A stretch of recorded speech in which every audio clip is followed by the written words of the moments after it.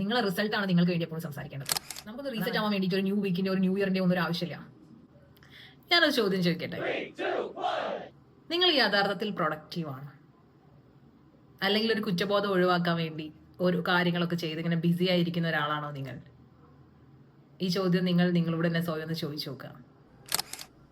Hi, this is Neethu here and welcome back to my YouTube channel Nee thoughts by Neethu. നമ്മൾ എല്ലാവരും ജീവിതത്തിൽ ഒരുപാട് കാര്യങ്ങൾ ചെയ്യാൻ ആഗ്രഹിക്കുന്ന ഒരാളാണ്.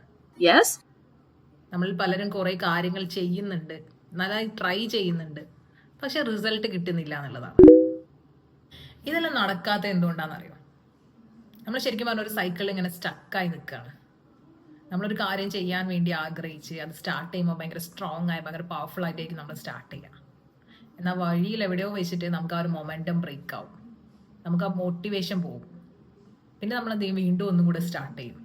ഇതിങ്ങനെ റിപ്പീറ്റ് ചെയ്തുകൊണ്ടിരിക്കുകയാണ്. സത്യത്തിൽ ഇതാണോ ഇതിൻ്റെ റീസൺ? ദ റിയൽ റീസൺ എന്നുള്ളത് എന്താണെന്ന് വെച്ചിട്ടുണ്ടെങ്കിൽ, നമ്മൾ ഓരോ കാര്യങ്ങൾ ട്രൈ ചെയ്യുമ്പോൾ നമ്മൾ കൺസിസ്റ്റൻ്റ് ആയിട്ട് ട്രൈ ചെയ്യുന്നില്ല എന്നുള്ളതാണ്. നമ്മൾ വിചാരിച്ച ഈ കാര്യം നടക്കാതെ വരുമ്പോൾ നമ്മൾ കുറേ ഡിസ്ട്രാക്ഷൻസിനെ ബ്ലെയിം ചെയ്യും, അല്ലെങ്കിൽ നമുക്ക് ചുറ്റുള്ള ആൾക്കാരെ ബ്ലെയിം ചെയ്യും. അവർ കാരണം നടക്കാത്തത്, ഇവർ കാരണം നടക്കാതായി പോയത്. ഇനി അതൊന്നും പോരാതെ നമ്മൾ പറയും നമ്മുടെ സമയം ശരിയല്ല, അതുകൊണ്ടാണ് നടക്കാത്തതെന്നുള്ളത്. സോ ഞാൻ പറയുകയാണെങ്കിൽ നമുക്ക് വേണ്ടത് മോട്ടിവേഷൻ അല്ല, യു നീഡ് ഡിസിപ്ലിൻ. ഡിസിപ്ലിൻ ആണ് നമുക്ക് ജീവിതത്തിൽ ആവശ്യമുള്ളത്. നമുക്ക് ഓരോ കാര്യങ്ങൾ ചെയ്യാൻ നമുക്ക് നമ്മളെ മുന്നോട്ട് നയിക്കുന്നത്.